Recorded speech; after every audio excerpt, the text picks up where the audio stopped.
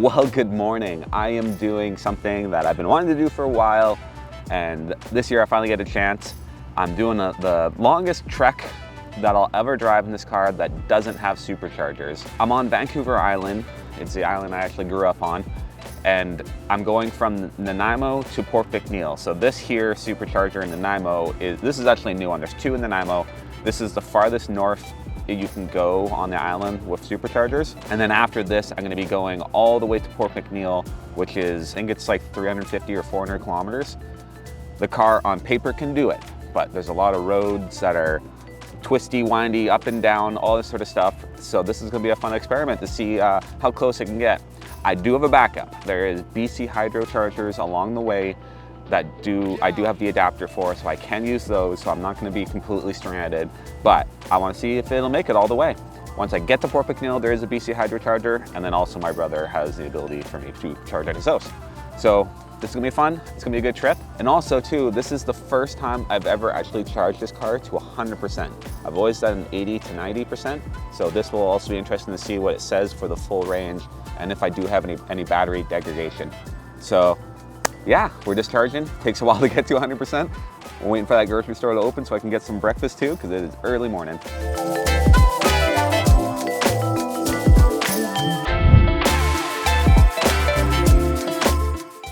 All right, fully charged, and it's claiming that I can get 545 kilometers. I don't know what the original mileage is as far as degradation goes. And then this cost me like $13 to do this top up. This is, I was at like 70% when I started this, and my batteries weren't perfectly reconditioned. When you're fully charged, you have to remember too, your regenerative braking is going to be limited for the first bit, and think to get like below or under a certain percentage, just because there's nowhere to put the juice. So yeah, things to think about when you're doing this.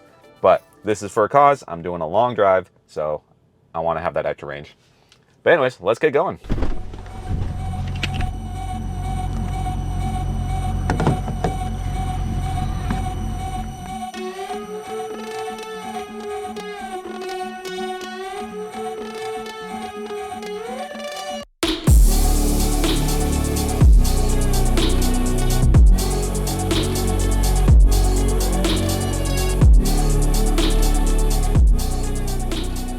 I made it to Campbell River. This is about 150 kilometers from Nanaimo.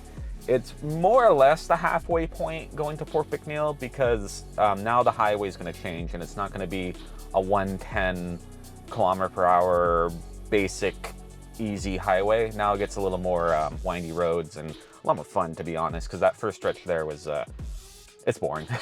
It's really boring. It's fast but boring. So yeah, 148 kilometers to get to where I am sitting now. I just stopped at a Walmart so I can use a washroom and maybe get a snack, because yeah, I was an hour and a half. Yeah, exactly an hour and a half of driving. I may have impulse bought some more Teslas. There's more expensive hobbies to collect. Okay, the navigation is saying I have 196 kilometers to go to get to Port McNeill, which will take approximately 2 hours and 6 minutes. And the car is saying I have 374 kilometers remaining, and I should get there with like 36%. So that's pretty good. I'm pretty optimistic that I don't have anything to worry about.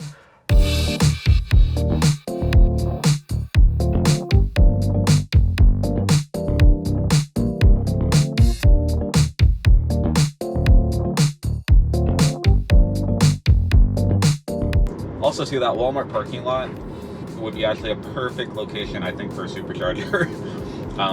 Like I said before, the farthest north supercharger is Nanaimo. I know there's some plans or something in the works, and then there's also the BC hydro chargers once you go past Nanaimo. But I think overall, though, that would be a good location for one, because it's right off the main highway as far as going farther north, and it's still relatively close to downtown in Campbell River. So I think that would actually be a pretty good spot.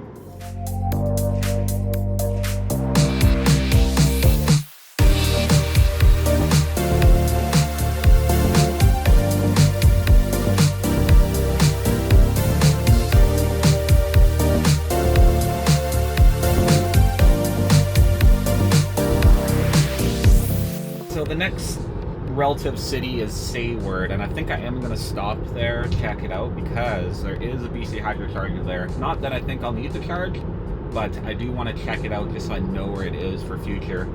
Well, I found the chargers. They're literally right off the highway. This is super convenient. The only thing that I notice is that there's no cell phone connection here, but this gas station does have Wi-Fi available, and it's pretty average prices, so sweet, that's available. But I still got like over 50% battery, so I'm good for a while. For doing this trip in the winter, that's gonna be super convenient because this is like right there, so I don't have to venture too far. So I like that. Just remember to use BC Hydro chargers for anyone that's local. You need to have the CCS adapter, which I have a video on if you wanna, it's up here if you wanna check it out.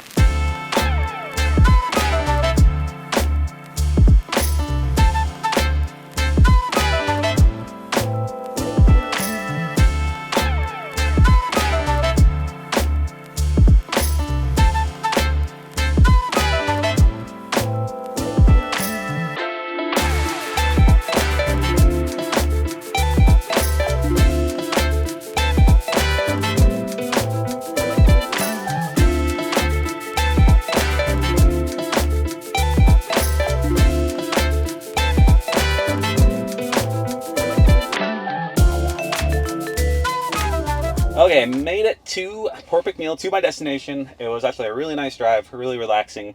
And here's the stats, here's the numbers that we got. 344 kilometers traveled, 49 kilowatt hours used, so that's 2/3 of the battery.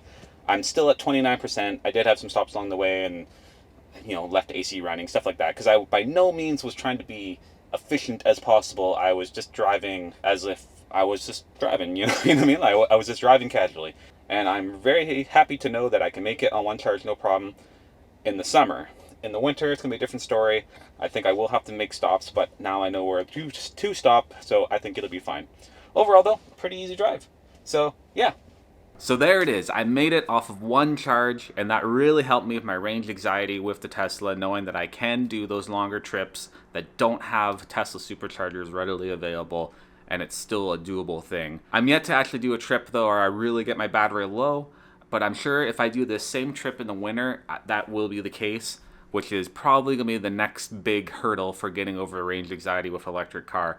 Overall, I haven't been too concerned after owning the car for a year now, but obviously that's still a thing when you have an electric car, especially when you're going to locations that the charging is not quite as straightforward as you hope. So the next thing though is doing that same trip in the winter. If that's something you want to see, leave it in the comments down below and I'll try to make that happen. But overall, really fun trip. I had a great time. I hope you guys enjoyed this video and found it useful if you are thinking about electric and having issues with range anxiety, because I know everyone who buys an electric car has that at first because it's so new and so different, and charging infrastructure is still to be improved. But that's it for this video. I hope you guys enjoyed it. Give it a thumbs up if you did, and subscribe if you haven't already. Thanks for watching. I'll see you.